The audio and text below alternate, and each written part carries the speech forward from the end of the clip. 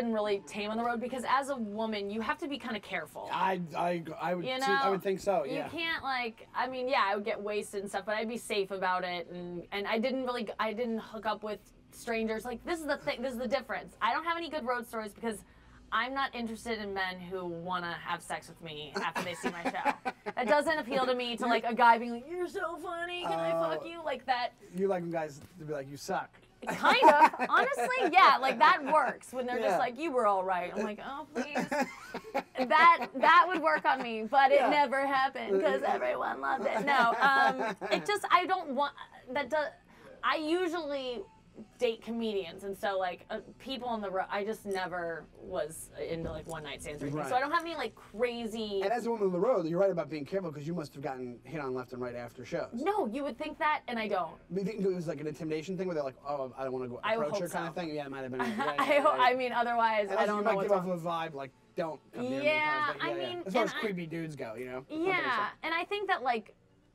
There was a while where I was just talking about being like a huge slut on stage, and there was like a part of my life that was like that, but it wasn't with those. It wasn't like on the road, but people would after the show be like, "You're a slut!" Like they would come up to me and be able to think that I wanted to talk like that, and I'd be like, "You cannot talk to me that way." I'd be like really offended, and they're like, "Well, you just said that you were," and so it was like I was a freak on the stage, but a lady at the bar or whatever. And it was hard for me to, I don't know. People could say some really terrible things to me. Do you have any things that stick out in your brain, being like Jesus, and just walk away? I remember some guy being like, "You're a slut," and just like going in the bathroom, like, "Hey, slut," and then like I was just like, "All right." This is after the show. Yeah. Just walking by and he thinks he's like zinging you. He thinks he's like, he'd be like, you know, winks at me, or like I'll be going to my car after a show and like a group of guys will be like, "I'd fuck you in the ass," and I'd be like, "Oh, okay, can I buy you a drink or something?" Like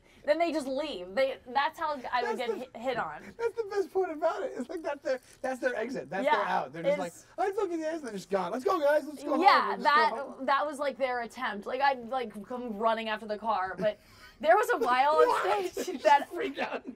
I was come back. I don't know, please. There was a time when I was on stage and I'd see like a cute guy in the crowd and I'd say like where I was staying, like I'd say my hotel, and like but as like it was as a joke. But I would use my real hotel and my real number of my room because I wasn't creative enough in the moment to like think of something else.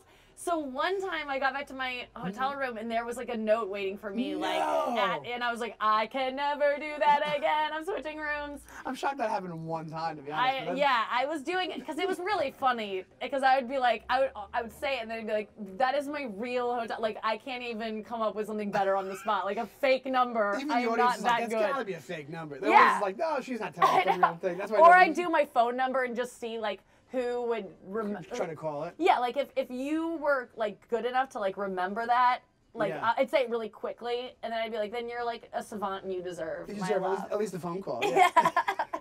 For a while, I was only dating comedians, and I was like, I need to expand my horizons. I need to date a normal guy, and so a couple guys asked me out after a set, and I went out with them, but it's not. They're like they're kind of like fans. Yeah. And then it comes out that they love stand up, and they just want to know like what's Chris Rock like, or like, and then it's just it's just. Or they want to try it maybe. Yes, that has happened. Yeah. Where they start pitching me jokes.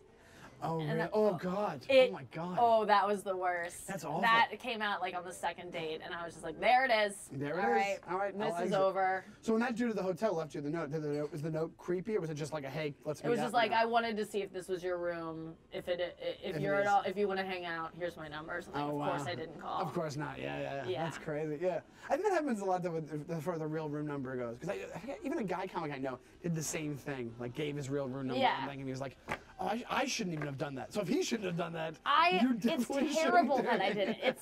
It is destructive that I did it. It's a bad thing. It was, months ago, so I'm not that person anymore. I'm just kidding. It was years ago, I guess.